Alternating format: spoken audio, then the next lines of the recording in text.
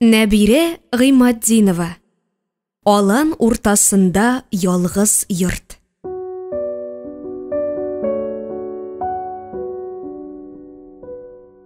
Алтынчы бүлек. Син үлмейдің. Баядан бирле ирек шул сүзләрне кабатлап җанны үрти. Син бит үлмейдің.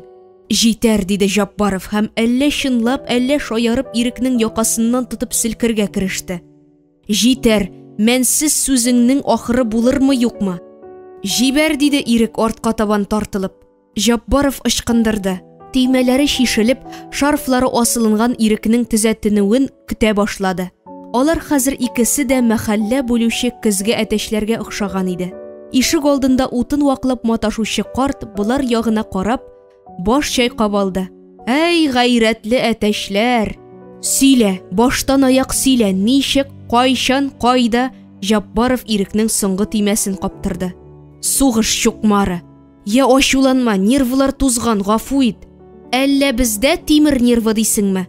Ирек күз агын әйләндереп дустына карады. Нәрсәсен сөйлисең аның? Урманга чыккач та Әлфиянең авызында һаман синең исем булды. Изми дә куймый, ник без аны ялгыз калдырдык инде. Әйдәгез кире борылыйк та, әнәсне дә үзебез белән ияртик, йөрсәк дүртәү йөрик ди. Без уенын чынын бергә кушып, сине җене сөйми, хәтта күралмас дәрәҗәдә, шуңа бармый ул дибез. Минем Жапбаровка бер нинди зыян эшләгәнем юк ди бу, ә күзләреннән мөлдер-мөлдер яшь ага. Без аның сайын кытыртабыз, әллә яратасыңмы, әллә Жапбаров кабызган утларда янасыңмы дип көлешәбез. Әлфиякә үпкәләде дә бездән аерылып китте. Кайтса, киемнәрең шөйдә эленеп тора, ә үзең юк икән. Шул вакытта каравылчы карт та кайтып җиткән. Сүзсез дә аңлашыла инде, икесе ике якка эзләп чапканнар. Әлфия нәкъ өстеңә килеп чыга. Синең йөрәк шаярта бугай, әнәс, дөресме? Мин исерек идем, диде Жапбаров теш арасыннан гына сүзләрен кысып чыгарып. Ала икән, тикмәгә генә ул сине пальтосына салып өстерәмәгән икән. 100 кило чамасы инде син. Ат хәтле ирне сөйрәп, Әлфия шабыр тиргә бата. Үпкә авырулы кешегә күпме кирәксең? Сразу бәргән кәнишне, терелмәүе дә ихтимал. Жапбаров ни үле, ни тере хәлдә басып торды.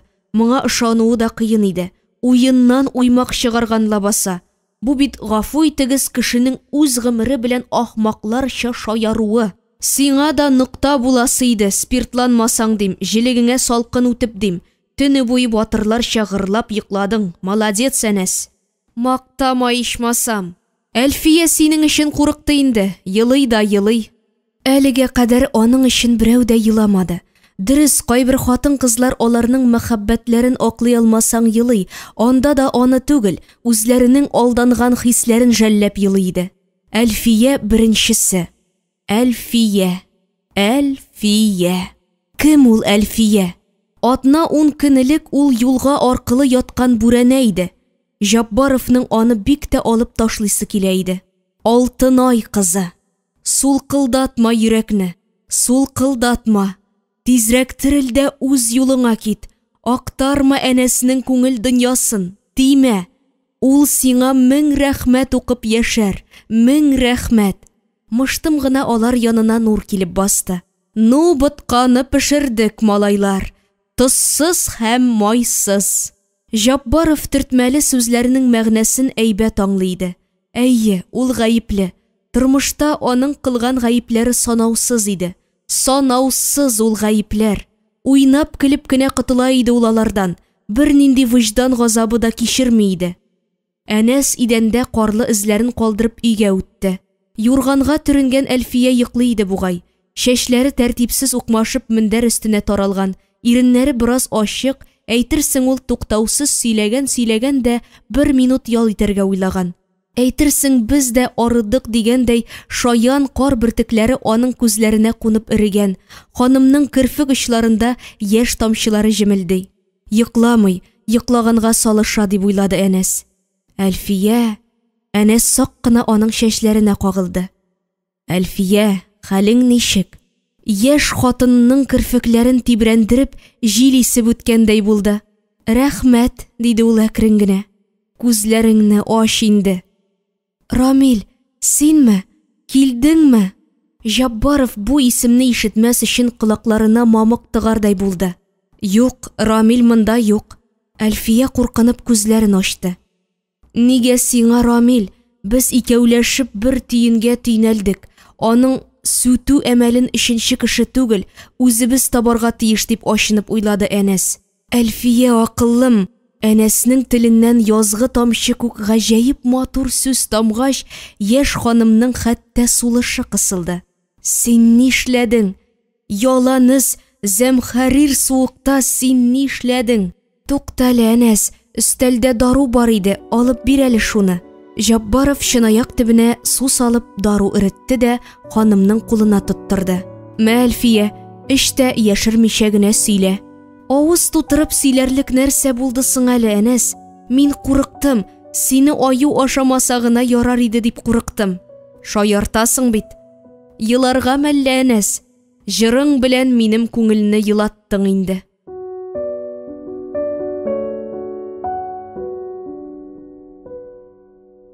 Әлфия чайпалдырып чынаяктагы суын түкте. Аның куллары калтырый иде. Ул кыяфәтеннән бик тартына, үзе белән бергә туган горурлыгы, көчсез, мискин чагын ят күзләрдән яшерергә тели иде. Кызыкай, каян алдың ул моңны? Диде Жаббаров аны бу халәтеннән чыгарырга тырышып. Миндә әллә нинди сагыш бар шул, диде Әлфия әкрен генә һәм күзләрен йомды. Сагынам мин. Тик нәрсәне сагынуымны үзем дә белмим. Туганчы ук югалткан нәрсәләр табылмый күрәсең. Нәрсәләр югалткан идең соң? Әгәр шуны белсәң икән, алан уртасына салынган йортта яшисем килә минем. Иремә әйткән идем, көлде генә. Юк барга акча әрәм иткәнче шәһәрдә менә дигән фатир аласың ди. Ә мин хыялланам, алан уртасындагы йорт хыялым булып яши. Нарат бүрәнәдән булсын ул. Янында бер дә курыкмыйча төлке малайлары чабышсын, түбәсендә тиеннәр сикерешсен. Әвәл терелсин, диде Әнәс, аның өчен шатланып. Хыялы исән кеше тиз сауга, аңа өмет дәва булып, шир мазардан аралап ала. Казанга кайту белән мин сине иң әйбәт врачларга күрсәтермен. Кирәкми, диде ханым. Бер авык тыныч кына ятканнан соң, бар инде егетләр янына чык син, Әнәс, диде. Әйе, диде Жаббаров кабаланып һәм соңга калган кеше сыман ишеккә ташланды. Нур белән Ирек һаман тышта таптана. Икесе дә сүзсез, икесе дә буйык иде. Егетләр, диде Әнәс, аларны бераз дәртләндерергә теләп. Сәяхәт дәвам итә. Киресенчә түгәрәкләнә, диде Нур һәм иелеп ушына кар йомарлады. Кайтыр якны уйлашыйк, Әнәс. Әйе, дип җипләде Ирек тә. Кичекмәстән юлга чыгыйк. Ничек була инде бу егетләр? Әлфияне 3-4 көнсез урыныннан кузгатырга ярамый ич. Ул авырый. Авырый имеш. Кем аркасында? Нур ушында эрегән карлы суны аяк астына сипте. Син пешергән бутка, син аша. Талашмыйк, диде Ирек йөзен чытып. Килешми. Каравылчы абзыйга бераз акча җыештырып бирик тә юлга кузгалыйк. Нигә акча бирәбез, диде Жаббаров аның тел төбен аңламыйча. Соң авыруны карасын өчен инде, бигрәк син. Без? Безме? Без урманга күңел ачарга җыелган идек. Планда бүтән пункт юк иде. Сез бит аның хәлен алдан ук чамалагансыздыр. Әнәснең бу кычкыруы янау да куркыту да түгел, бу аның газап тулы тавышы гына иде. Белдек тә, булай ук буласын кем уйлаган инде, диде Ирек. Без бер кызык ясамакчы идек, әйеме, Нур? Әйе, дип мыгырданды тегесе. Әлфия белән сине мәхәббәт уены уйнатмакчы идек, барып чыкмады. Нишләп? Әнәс хәзер генә кити уйнап хәл җыярга чыкты бит, дип хихылдады Нур. Ятсызлар. Жаббаров дусларын ике якка атып җибәрде. Шу, тукта, диде Ирек бер нәрсә дә аңламыйча. Син сугышасың түгелме? Әнәс йодрыгын йомарлап тора иде. Ниткән мәзәк бу, диде Нур да шигенә. Жаббаровтан моны берсе дә көтмәгән иде. Бер читтә тыныч кына кунакларын күзәтеп торган карт Ирек белән Нурга: "Әйдәгез, мин сезне станцияга илтәм. Тутырыгыз чанага сызган бызган кәгазьләрегезне дә марш. Урманымны каралтасыз", диде. Жаббаров әйләнеп өйгә кергәндә Әлфия урыныннан торып бөтен гәүдәсе белән тәрәзәгә капланган иде. Егетләр китә, бер үк үпкәләмәсен, Казанда очрашырбыз, диләр. Син дә кит, Әнәс. Яшь ханым маңгайы белән пыялага төртелде. Кит, калма, бәлки үзеңне бурычлы саныйсыңдыр. Мин түләү сорамыйм. Сарылма салкын тәрәзәгә, диде Җаппаров аның иңбашына кагылып. Әллә елыйсыңмы? Күз яшьләрен тыйып булса икән. Әлфияне ул сак кына күтәреп, караватка утырткач, сөрт яшьләреңне елак, диде. Рамилең сиңа өйләнгәндә әтисеннән киңәш сорамаган ахры.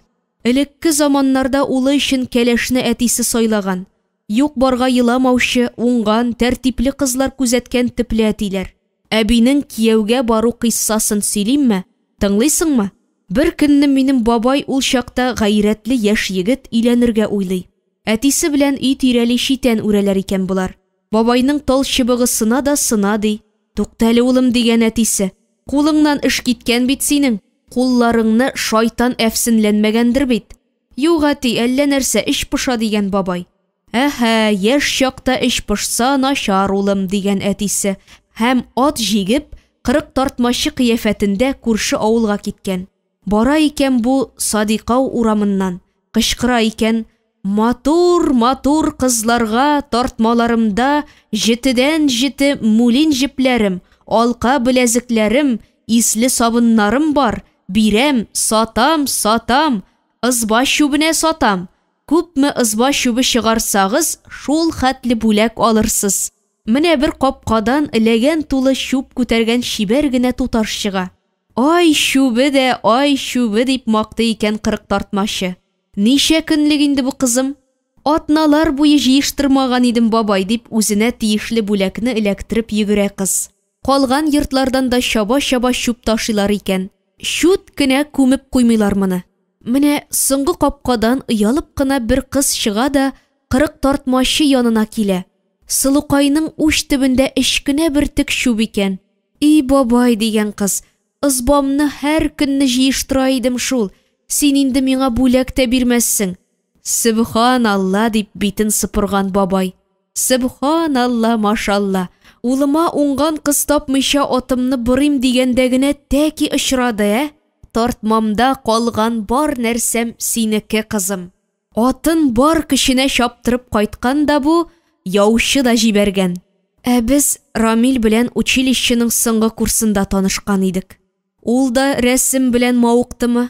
Әйе, бер ара мавыкты шул. Аннан соң таланты юклыгын аңлады да ташлады. Ихтыяр кеше зур аңарда. Башка өлкәдә файдалырак булырмын, диде. Ишекләр мәсьәләсе димәкче иде Җаббаров, әйтсә Әлфиянең ярасына учлап тозгына сибәр иде. Аның ирендә Җаббаровның ни эше бар? Хан сарайлары тышлатмыймы шунда? Йокла син, Әлфия. Йокым качты, әнәс. Ышанмыйм бит мин. Нәрсәгә?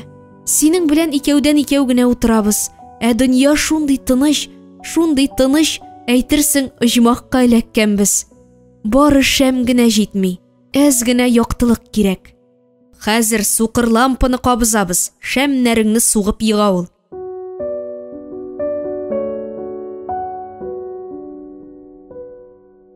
Әнәс мич каршындагы сукыр лампыга ут алды. Әлфия дәшми тынмый гына юрганга төренеп ятты. Берничә көн элек кенә Җаббаров аны мәхәббәт кылы итмәкче иде. Хәзер әнә шул әшәкелеге әнәстән көлә сыман тоелды. Ул күңел хатирәләрен актара алтын айны эзләде. Тик тапмады. Бәлки тормышта бу аның иң зур югалтуыдыр. Ситса күлмәкле кызны язмыш аңардан кайчан аерды соң? Шәһәргә килгән елларда ул күңеле кирләнмәгән гап-гади авыл егете иде. Таш калы аны бай, чибәр ханымнар белән очраштырды. Мактауларга күмелде. Ситса күлмәкле кыз образы тешләргә кереп азапламады. Бер вакыт трамвайда күргән иде ул аны. Күрде дә сикереп торып урын бирде. Бәлки әле ул кызы Әлфия булгандыр. Күзләрен мөлдерәтеп Җаббаровка карады да ояла гына утыргычка сыенды. Шундый матур итеп уялды ул. Ситса күлмәгендәге алсу чәчәкләр йөгерешеп ике битенә кунды. Өйләнмәгән яшь егет аңардан күзләрен дә алмыйча карап барды. Яшертен генә артыннан иярәдә төшкән иде, ләкин сүз куша алмады. Кызы сикерә атлый, иске генә тулай торакка борылгач теләге сүрелде. Фатирсыз нисез тулай торакларда башны чиретәсе килми. Шәһәрдә фатирлы кызларда буа буарлык иде. Алай да кыз онытылмауы белән шактый озак җафа чиктерде. Соңра Жаббаров трамвайларда яшь кызларга гомумән урын бирми башлады. Дөньяларның катлаулы булуын карасыйн. Кылак төбендә Рухия чишмәсе дә шелтер-шелтер итеп акмый икән хәзер. Аны кара диңгез шау күмгән. Үстем мин, кыяга үрелдем. Ә чишмә һаман түбәннән ага, түбәннән ага. Их, Рухия чишмәсе. Аякны икегә бөкләп яныңа утырасы иде дә, суына манып-манып шикәр кимерәсе иде. Син ак та ак идең. Теге чакта шик фәләннәре белән бәгырне чеметүче классташларымнан яклап калган әдәбият укытучысы туктап миңа бармак янасын иде. Битемә төкерсә дә ачуланмас идем. Берничә ел элек кенә кунакханәдә администратордан урын сорап ялынып торганын ишеттем мин моның. Без кәеф сафа кырып өске каттан төшеп килә идек. Теләсәм мин аңа иң шәп люкс алып бирә ала идем. Ыбыр-чыбыр белән бәйләнеп дәрәҗәмне киметәсем килмәде. Урын алышсаң бүтәнен сорар, авыл апалары шактый әрсезләрдән була. Сиздермичә генә почмакка йылыштым. Укытучы апаң яулыгын рәтли-рәтли чыгып китте. Икенче көнне оятыма каршы мин аны рәссамнар күргәзмәсендә минем картинам алдында басып торган килеш күрдем. Мөгаен вокзалда төн уздыргандыр. Өстендәге күлмәге бөгәрләнеп беткән. Күзләре генә сыкланып, йытылып минем иҗатка карый. И Ходаем, кайда булды икән минем намус кисәге? 3 мыскал намус. Янына килеп исәнләшергә дә көч таба алмаган кешене әдәм калдыгы дисәләр дә таман булыр. Тышта ат пышкырганы ишетелде. Мөгаен каравылчының кайтып килүедер. Жаббаров киенеп аның янына ашыкты. Мәшәкатьлибез сине, Шәрифҗан агай, диде ул картны ачулы дип уйлап. Шәрифҗан абзыйның ачуланырга уенда да юк иде. Ул берни булмагандай атын туарды да алдына җәйге болын исе аңкып торган пешән салды. Дилбегәне кагу белән оча торган канатлы малкай бу, диде агай, атының ялыннан сыйпап. Үзем белән картая инде. Мал хуҗасына охшый ди урманны яратса. Авылга барсак, туягы белән җирне казый башлый. Янәсе әйдә картлаш, юанма монда, өйгә сыпыртыйк. Шәрифҗан агайның нур белән ирек турында сүз кузгатмавына Әнәс эштән генә рәхмәтләр яудырды. Я, кыскай ни хәлдә, диде агай ишеккә табан атлап. Йоклый, диде Әнәс шыпырт кына. Гүя ул Әлфияне яшь бала сыман тирбәтә-тирбәтә кулында йоклатты да, инде аны уятудан курка иде. Салкын тисә, әни мәрхүмә безне эссе мунчада кайын себеркесе белән чаба иде. Бар әле, ылан, мунчага су ташы син. Ай яктысы җитәрлек, сукмак та барсаң, иренмә генә. Ай алтын чәчләрен тузгытып наратлар өстенә сипкән. Кар сарган ботаклар җим-җим килә. Табигатьнең ваемсыз чагы. Әнәснең җаны белән тәңгәл килсә ни була инде аңа? Әнә ул ашыга-ашыга су ташый. Яккан мунчамның сихәте булсын иде дип изге теләкләр теләп карый. Әнисе сырхауланганда да булай борчылмаган иде. Ничә тапкыр кызының аяк очында утырып төннәр уздырган, баласының терелүенә ышана алган иде. Бусы әллә нинди хәвефле, шомлы, тәнендәге һәр күзәнәге уятып бетерде. Күңелнең артык нечкәрүе табигатькә якынаюдан гына түгел микән? Таш кала, таш урамнар бәлки тагын кырыслатып, аңа әүвәлге тәкәббер ир сыйфатлары өстәп җибәрер. Өендә аны рәсемнәре дә көтә ишәле. Кызы да туктаусыз шалтыратадыр. Әлфия, Әлфия, Алтынай кызы. Кайчандыр мин синең сүрәтеңне ясаган булсам, ул сүрәт кайда? Мин буяу дигән һәр кәгазь кыйпылчыгын саклап барлап тора идем. Әлфия, диде ул үз эшен бетереп өйгә кергәч, мин ясаган сүрәтеңне әле дә саклыйсыңмы? Нинди сүрәт? Яшь ханым башын күтәрде. Алтынайның бәләкәй кызын. Саклыйм, диде Әлфия моңсу гына. Алайса бир әле син аны миңа. Күчермәсен алыйм. Юк, Әнәс, кайбер нәрсәләр берәр генә дәнә саклана. Әгәр берәр хәл килеп чыкса, мин аны сиңа атап калдырырмын. Тиздән без ыгы-зыгы тулы шәһәргә кайтырбыз. Онытмассыңмы? Жаббаров сорауының чын мәгънәсен үзе дә аңламый иде. Нәрсә таләп итә ул Әлфиядән? Җылы мөнәсәбәт, уртаклык? Юк, бер нәрсә дә кирәкми. Тик Әлфия генә югалмасын. Аның дөньяда барлыгын белеп яшәү Әнәс өчен иң зур бәхет. Күңелең бызланып туңган мәлдә кайдадыр бер уч җылы саклануы сине кабат терелтәчәк.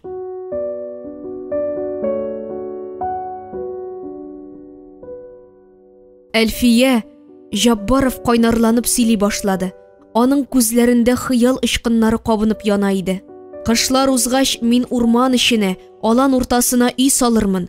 Акчам бар, акчага кушып балта остасы дигән даным да бар. Баллы җәй айларында сез кызым белән икәү шунда яшәрсез. Кызым бераз гына кыбырсык, тик тормас җан инде. Аның гел яшьләрчә. Характеры да кирделе чыктылы, тик балалыгы белән генә шундый ул. Үсә-үсә тәртәгә керер әле. Бергәләшеп чәчәкләр җыярсыз, күбәләкләр куарсыз, җиләк ашарсыз. Урманның бөтен яме дә августта була. Өлгергән җәй, тансык ай, баланнарга тәм төшеп баллана башлый. Күке гомер саный. 1, 2, 3, 4. Әзме? Тагын 4 дистә гомерең кала дисә ярыйсы икән. Әлфия ризамы син? Әлфия аны тыңлый-тыңлый хыял дөньясында адашкан иде бугай. Алан уртасындагы ялгыз йортның бусагасы төбенә хәтле үк килеп җиткән дә, керергәме, кермәскәме дип икеләнеп тора булыр. Куркам шул, Әнәс. Бүреләрдәнме? Куркак кызый. Юк, бүреләрдән түгел, Әнәс. Ул йортыңа ияләшкәч кенә син аны 7 ятларга сатарсың. Менә бусы кысыр хәсрәт инде. Син хуҗасы булырсың, ризалашкына яме? Шушы минутларда карлыгач хәтлегенә баланың ризалык бирүе Әнәсне җилкендереп, яңа дәрт өсти иде. Ни яңа йорт салмаска ди. Ир кеше ләбаса ул.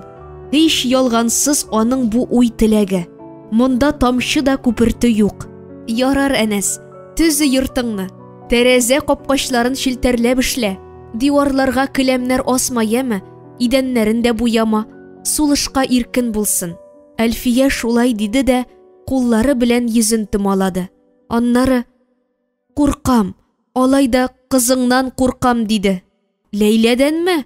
Тапкан куркыр кеше, сабый шул. Хәзерге заман яшьләре мәрхәмәтсез диде Әлфия, һаман да ачынып. Аларга синең җаның пүчтәк кенә.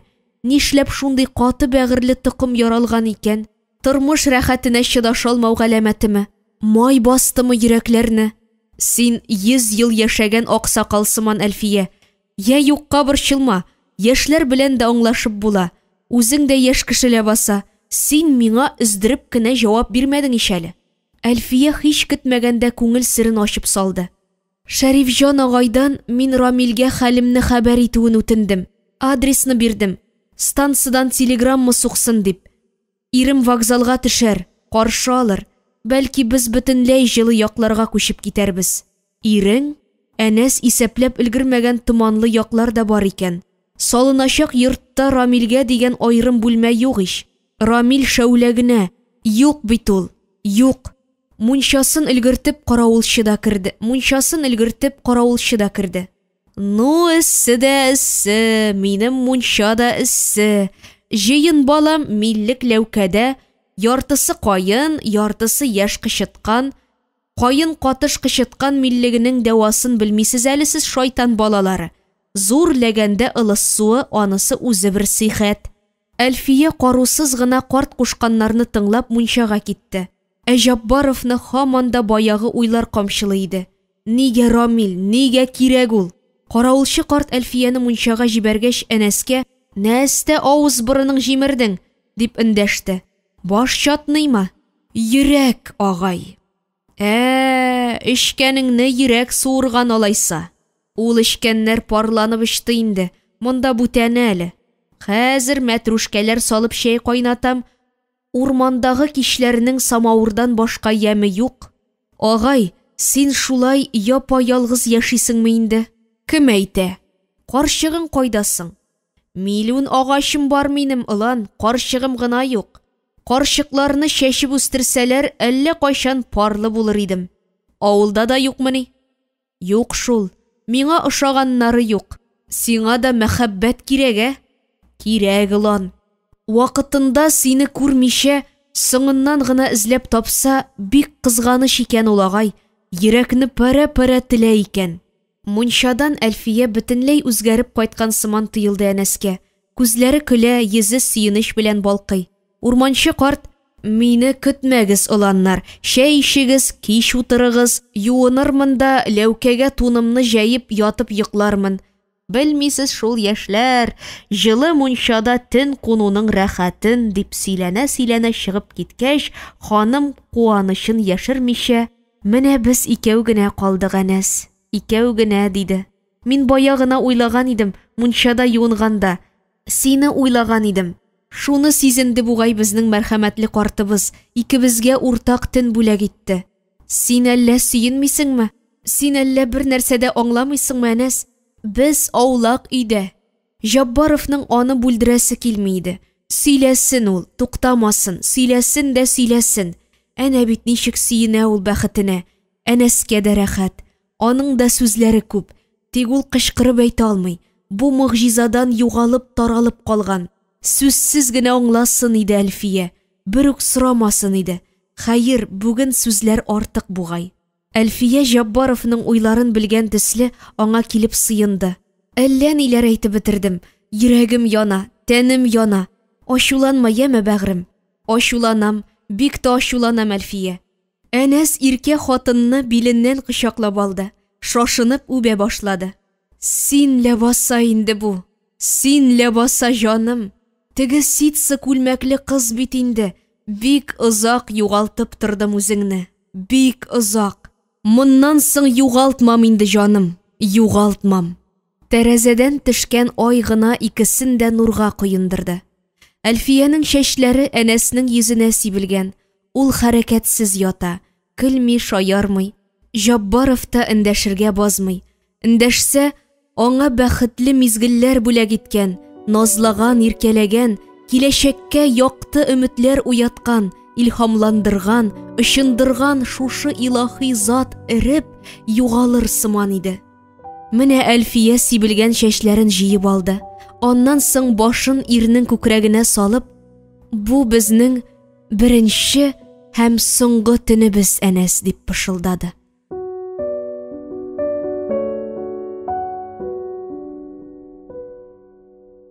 7-нче бүлек. Хушлашырга да өлгермәде Әнәс. Җанында мөлдерәп чайпалган сүзләрен әйтә алмады. Поезд ажгырып Казанга килеп керде. Перрондагы халык күгәрченнәр сыман вагоннарга сибелде. Кылга буйлы адәмне вагон тәрәзәсеннән үк күреп алды Җаббаров. Рамил кеше диңгезен йыра-йыра алар утырган вагонга табан йөгерә иде. «Туктама, поезд, туктама», дип тизлекне арттырмакчы булды Әнәс. «Минем бәхетем станциясе арырак әле. Бу минем ачы язмышым тукталышы гына. Син аны йөгереп узарга тиеш идең. Аерылышулар Син аны йөгереп узарга тиеш идең, аерылышулар поезды». Әлфия дә ирен таныды. Таныды да сискәнеп Әнәскә борылды. Шул мәлне халык иере аны тамбурга табан кысрыклап урамга әйдәде. Күз йомган арада яшь хатын иренең кочагында иде инде. Рамил хатынын үбеп алганда Әнәс ялт кына читкә тайпылып кешеләр арасына кереп буталды. Ләкин ул бар омтылышы белән Әлфия тирәсендә иде. Әнә алар култыклашып перроннан төштеләр дә ашыкмый гына кара Волга янына килделәр.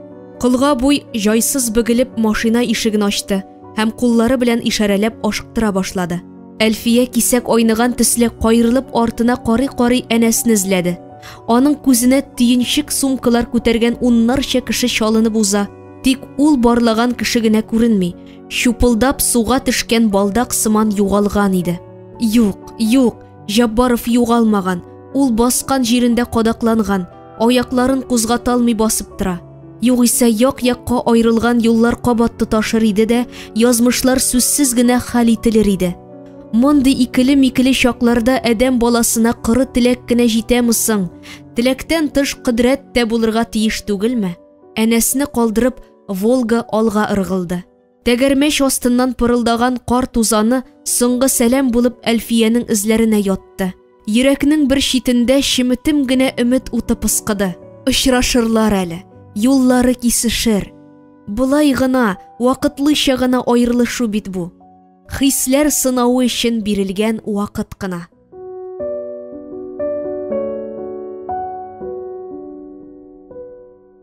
Сигезенче бүлек. Жаббаров фатирына күтәрелгәндә аркан ава язды. Баскычта башын тезләренә куеп кызы утыра. Кызым, салкын ташка утырма, тор, диде ул, Ләйләсен кузгатып. Әллә акчаң беттеме? Әти, миңа акча кирәкми, син кирәк. Кызы әтисенең муйнына асылынды. Мин сине бүтән бер җиргә дә җибәрмим. 3 көн буе кайтуыңны көттем. Нур абый сөйләгәч, теге хатыныңнан үлеп көнләштем. Хыянәтче син, әти. Жаббаров әллә суыктан, әллә артык дулкынланудан дерелдәгән кызын жәлләп, аның яшьле күзләрен үпте. Туңгансың бит, җүләркәем. Туңмадым мин, гәрләндем. Өйләндеңме әллә син? Охшаганмыни? Нур абый аларның эшләре иләнешүгә табан бара дииш. Тинтәк сорауларың белән эшне пошырма, кызым. Нишләп әле син мәктәптә түгел? Мәктәп тагын. 3 көн димеш инде сезне сагалыйм. Ну теге хатының ләксә, битен тырныйдым. Герой икәнсең, диде әти кеше үртәлеп. Шатлыгыннан үрле-кырлы сикергән кызы аңлаешсыз һәм сәер зат иде. Нигә шатланасың әле? Син өйләнмәгән, молодец, әти. Әйдә керәбез, шәй куй, урман күчтәнәчләре белән сыйла. Кар беләнме? Минем кардан башка күчтәнәшем юк шул. Әйдә уз. Яшьлекнең 40 маса 40 төрле тыкрыгы бардыр. Аңлап кара син аны. Ачуланып кара. Әтисенең хисләренә кизәнеп балта чапканда җанында ни барын каян беләсең? Кызын тәрбияләүне ул хатынының бурычы дип санаган иде. Ялгышның башы мөгаен шундадыр. Бәлки гомер агышында әнәс үзе дә хаталар җибәргәндер. Ләйлә, син классташ малайың белән хәзер дә дусмы? Теге сиңа хатлар язган малай. Онытмадыңмы әле?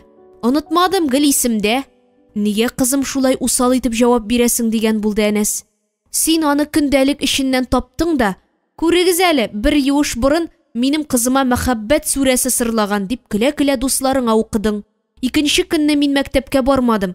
Азатка юыш борын дидем. Ул нәрсә диде? Үпкәләде. Гафу үтен диде. Үтенмәдем. Син бит баш биргәнне яратмыйсың. Әни дә яратмый. Хәзер Азат Нурияне узата. Алар гел бергә йөриләр. Алай, диде әти кеше сузып кына. Менә кайда икән хатаның башы. Син мине моның өчен гафу иткәнсеңдер бит инде, кызым. Мин ялгыз, әти. Класс малайлары мине футбол уйнаганда гына чакыралар. Шоколадны башка кызларга бирәләр. Кинога да, свиданиягә дә алар белән. Мин юк. Вәт хикмәт, дип гаҗәпләнде Жаббаров. Кигәнең дә импорт кына инде югыйсә. Нишләп берсендә каптыра алмыйсың икән? Кызы гасабиланып иренен чәйни, күзләрендә яшен сыман нәфрәт чаткысы ялтырый. Ул әллә классташына, әллә әтисенә ачулы. Мөгаен әтисенәдер. Әнә ничек сөзеп карый. Шул карашы белән бәгыреңә кадап ала. Әти, мин Азатны яратам. Мин Азатны уйлыйм. Ә син безне, әнәсне каргыш белән нәфрәт дулкынына күмеп кызы шыңшый башлады. Бала күңеле дә бер бөтен дөнья. Аның үз җиле, үз һавасы, үз холкы, үз моңы бар.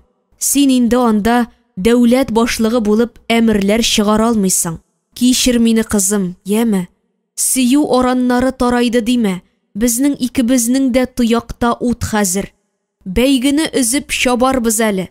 Елама, кызым, син һич шиксез яратырсың, яратылырсың. Парсыз калган адәм юк бит ул. Һәр кемнең насип яры була. Аның белән я бик иртә, я бик соң очрашуың ихтимал. Ләкин кеше яшьтәме, олы яшьтәме ул сине барыбер таба икән. Хит җир шарының икенче ягында бул, хит айда, хит йолдызда яшә. Алдашма, әти, бер көнне әнигә язган хатларыңны табып укыдым әле. Син кайчандыр аңа югалсаң, океан төпләренә чумып эзләрлек мәхәббәтем бар, җаным, бәгырем дигәнсең. Ялганчы син, кая хәзер ул мәхәббәтең? Әнине дә, мине дә ташладың үзең. Җитмәсә кызык сүзләр сөйләп утырасың. Я дөресен әйт, әнине яраттыңмы? Әнине? Яшьлек хатасы, кызым. Яшьлек хатасы һәм яшьлек юләрлеге. Әниең фатирлы бай кәләш иде.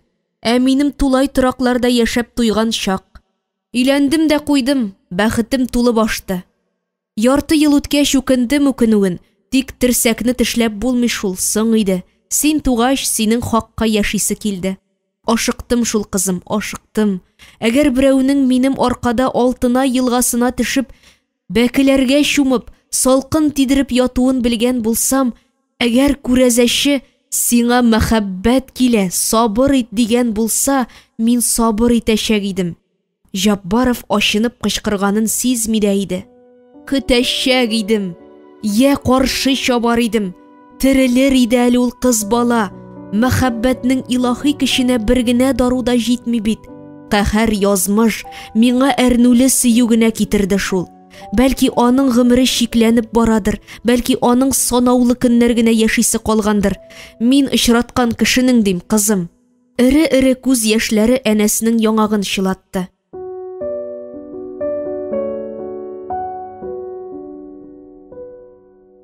Әти, әллә елыйсың инде? Ләйләгә шәм сыман төз, мәхәббәт ир-атның елавы гаҗәп иде. Нәрсә җитми сиңа? Кызы бер нәрсәдә аңламый иде. Миңа гомер буе нәрсәдер җитмәде, кызым.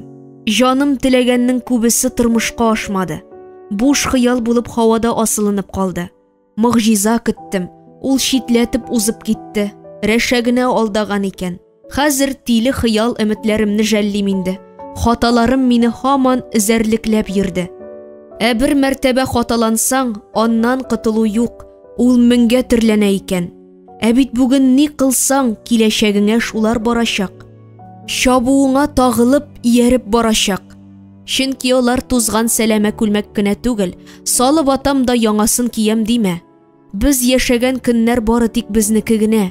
Безгә җавап бирәсе, безгә сират күперен кичәсе.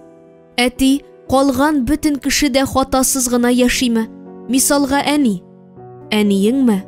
Җаббаровның гелән-гелән хатынын да гурлыйсы килми иде. Юлсыз нисез җирдән үз сукмагын табарга тырышып кына ялгышлар җибәргән һәм яшьли ирсез калып бәгыре каткан хатынны бәлки гаипләргә дә кирәкмидер. Баласы өчен ул нәрсә генә әйтсәң дә изге зат, ана кеше. Әниеңне мин дә тиң күрмәдем бугай, кызым. Җәмгыятькә файдасыз эш башкара кебек иде ул. Эше күренми, тау-тау кәгазе генә җыела иде. Фән өчен тырышлык кына аз, сәләт тә кирәк. Әниеңне икенчесеннән мәхрүм дип уйладым. Халык җырларын туплый, анализлый инде ул үзенә күрә. Бит әниең коры кеше, табигатьтән дә, халыктан да ерак зат. Шәһәрдә торып җыр өйрәнүен кара син. Авыл җире кызыктырмады аны. Югыйсә йөр инде халык арасында, ятма таш калада. Әгәр син галим икән, әгәр син гомереңне шушы өлкәгә багышлыйсың икән. Әбиең мәрхүмә янына да бер мәртәбә генә кайтты әниең. Анда да бөтен күрше күләнне көлдерде. Авыл ызбасының түшәме тәбәнәк була. Йокларга яткач бу өстемә түбә такталары ишелә дип ишек алдына йөгереп чыккан иде. Чак тынычландырды үзен. Арбада кунды, тәки өйгә кермәде. Әнә шундый сәйер гадәтләре бар иде аның. Ул да сине сәйер ди. Кешеләр машина сатып алганда трамвайларда чапты. Келәмнәргә чират торасы урынга ватман ташыды ди. Аңламассың, кайсыгыз сәйеррәк икән? Менә кызым, без синең белән аңлашуга таба барабыз хәзер. Инде тыңла, мин өйләнергә уйлыйм. Кемгә? Дип бүлдерде кыз. Әйбәт кешегә, кызым, Әлфия исемле ул. Саташкан син әти. Без, әниеңне кузгатма, яме? Өзелгәнне ялгасаң да тиене кала. Син барыбер кызым булып калырсың. Җәйгә мин урман эченә йорт тезермен, алан уртасында. Җылы җилләр исеп, җир җиләге исе таралыр. Баскыч төбендә кып-кызыл берлегәннәр үсәр. Әлфия тәрәзәләргә ак пәрдәләр эләр. Идәннәр сап-сары итеп юлган булыр. Менә мин шундый мөгъҗиза көтәм, кызым. Мин дә әти, чемоданым белән магнитофонымны гына алам да сиңа күчеп киләм. Язмышның кинәт кенә шундый борылыш алуы әнәсне канатландырып җибәрде. Кызы да риза. Әлфия зарыктырмасын, тизрәк шалтыратсын иде инде. Хәзер ансыз бер генә минутта яши алмаячак бит. Моңарчы яшәгән тормыш кояш җылысына тилмергән үлән сабагы төсле. Әлфия җай табып хәбәрләшер дә, кыш язга әйләнеп, тамчылар тама башлар. Мәхәббәт береле язларга, беренче умырзая чәчәкләренә пар була. Әгәр кил дисә, Җаббаров аны сәгате минуты белән эзли чыгар.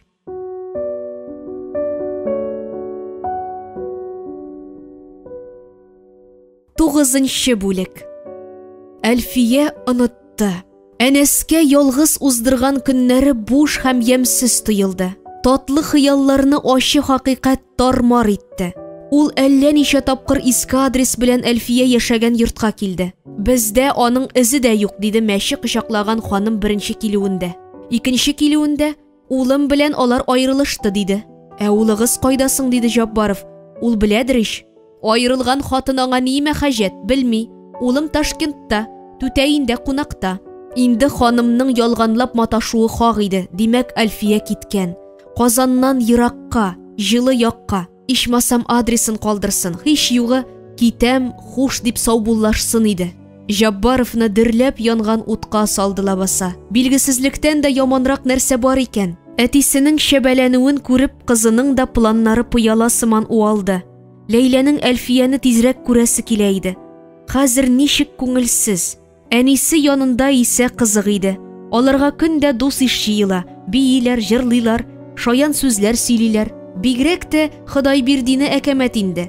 Бил тиңентен сакал үстергән. Килгән сайын Ләйләгә зәңгәр кәгазьгә төрелгән шоколад кыстырып килә. Кыйммәтле булса да, Ләйлә аны нигәдер ашамый иде. Мөгаен Хөдайбирдинне яратмаганга күрәдер. Пишкә бөгелеп тешеләнә бит ул. Әнисе шуңа риза, ятып аяк табанын гына үпсеннәр. Ләйлә әтисе янына күченгәндә үзенең Хөдайбирдингә булган мөнәсәбәтен сиздереп китте. Әнисе, «Озаккамы син?» дип кызыксынды. «Хөдайбирдинеңнән сора. Димәк, син аны өнәмисең, балам. Минем үз әтием бар. Әтиең безне ташлады иш. Аерылды. Бу әле мине ятим итте дигән сүз түгел. Бар, күңелең кайтканчы атаңда яша алайса тискәре». Әнисе күтәреп бәрелгәнче Ләйлә тиз генә чыгып сызды. «Әти, кайдасың инде синең җомга бикәң? Һаман көтәбез, туйдырды инде». Жаббаров кухня өстәлендә Әлфиянең сурәтен сызгалап тирән уйга чумып утыра иде. Сискәнеп, «Нинди җомга бикәм?» дип сорады. «Нинди җомга бикә имеш? Без утраудагы кебек яшибез. Тып-тыныч. Син Робинзон, ә аның җомга атлы хатыны булган. Син, кызым, бәйләнмә, дәресләреңне хәзерлә». Көн кичкә таба авышкан иде. Аны тагын сагыш басты. Рәхимсез сагыш җанны өтеп ала, йөрәкне сулкылдата иде. Тиздән яңа ел бәйрәме җитәр. Бәйрәмнәр арасында иң күңеллесе шул. Әнәс чыршы бизәргә ярата. Бала чага кебек төрле төстәге кәгазь уенчыклар ясап белә. Быел инде бу эшкә дә кулы бармый. Табылмады Әлфия. Табылмады. Ул баскан эзләрне кар күмгән. Ул йөргән урамнар тарайган сыман иде. Сорашмаган кешесе калмады. Белгәненнән дә, белмәгәненнән дә сорашты. Нур белән Ирек Жаббаровка күренергә оялып остаханәләрендә яталар иде. Ул аларны да кузгатты. Бергәләшеп Казанны ойкап чыктылар, табылмады. Күктән ингән фәрештә дә булай эзсез югалмас. Җирдә Ирфия яулыгын онытып китәр иде. Телефон шалтыраган сайын Әнәс «ул» диде. Ләкин телефоннар да саңгырау, көткән кешенең тавышын ишеттермиләр иде. Яңа ел бәйрәме алдыннан ул сәнгать йортына килде. Халык бәйрәм каршылый, коридорга тулып бии, күңел ача. Жаббаров Зифа буйлы ханымнарның хәрәкәтен ерактан гына күзәтеп йөрде. Аны да күреп алдылар. Күреп алдылар да биюләреннән туктап дәррәү аңа ташландылар. «Ай, Жаббаров, әйдә биебез. Яңа ел күчтәнәчләрен кая, өләш безгә дә», дип тырылдата башладылар. Әнәс йотлыгып алар арасыннан Әлфияне эзләде. Күңеле һаман мөгъҗиза көтә иде. «Китегез әле, бәйләнмәгез кешегә», дип Мәликә ханым аны бер читкә алып китте. «Сине унлап хат көтә. Бир тизрәк», диде Жаббаров кабаланып. 10 хатның берсен булса да Әлфия язарга тиешле баса. «Җанашың көненә 100 шалтырата. Интектермә инде, барып кил». «Кем шалтырата? Әлфиямы?» «Тәки кытыңны очырган шул ямьсез кызый. Курыкма, Ташкент ягына билетлар юнәтеп йөргәнен үзем күрдем мин аның. Кассада бергәләп чираттырган идек». Табышмак сораулар булып башына тулып йөргән билгесезлек томандай иреде. Хәзер тәннең бөтен тамырын иңләп ашкыну йөгерде. Ашкыну, иңрәп, ни гамәл кылырга белмичә йөдәгәндә, ташкын сыман җаныңа ашкыну килсә, син бәхетле Әнәс. Ичмасам өметең якты булса, ичмасам барыр юлың ярылып алдыңда ята. Сиңа икенче шатлыклы хәбәрем дә бар бит, Әнәс, дип Мәликә ханым аның кулына кәгазьләр сузды. Менә премиягә кандидатлар исемлеге. Күрәсеңме фамилияңны? Күрмичә диң, син күз өстендәге кашыбыз лабаса. Уқы, бөгәрләмә кәгазне. Бир әле каләмеңне. Жаббаров үз фамилиясын аркылы-тыркылы сызды да Хәбиб остазны язып куйды. Таҗи Галиевичкә тапшыр, Мәликә. Хәбиб абзыйның күргәзмәсен оештырып, премиягә тәкъдим итсеннәр. Син нәрсә сай-савыт? Мәликә ханым аның артыннан тагылып бара иде. Күргәзмәң борын төбендә иш. Яндырасың бит. Янса сүндерерләр. Мин ерак сәфәргә китәм. Хуш. Хатларың кала. Кайткач укырмын. 3 сәгатьтән Ташкентка самолет оча икән. Жаббаров кассага йөгерде һәм ашыга кабалана билет алды. Өйдә аны 4 күз белән Ләйлә көтә иде. Нишләп озакладың, әти? Кызым, мин Әлфия апаңны алып кайтыр өчен Ташкентка очам. Тиз чемоданны тутырыш әле. Чиста киемнәр сал. Я утырма инде. Син анда барма, әти. Әлфия апаң көтәдер, кызым, алай каты бәгырле булма. Көтми ул сине, әти. Ләйлә сулкылдап елап җибәрде. Ташкентта да түгел ул. Шу, кызым, елам әле син. Күрәсең бит, минем булай да башым катты. Нигә син гел әтиеңә каршы чыгасың? Мин әти, каршы түгел. Алайса елама. Әлфия апаң Ташкентта диделәр. Син берәр хәбәр ишетмәгәнсеңдер бит. Әллә ул Алтынайдамы? Ул инде Алтынайда да юк. Ул бер җирдә дә юк. Мә, ире китерде. Әлфия апаның соңгы истәлеге шул булган. Сакласын диде. Үләр алдыннан синең белән саташкан. Синең белән, әти. Ләйлә тагында ныграк үкси, әнәскә чит-читләре янып шилтәрләнгән рәсемне тоттырды. Аннан күзләрен зур итеп ачкан бәләкәй генә бер кыз бала гаҗәпләнеп дөньяга карап тора иде. Менә ул җанланыр да, еллар аша эзли, мин сине барыбер таптым. Исәнме, Әнәс, дияр кебек. Зөлфия Шәмсуарова укыды.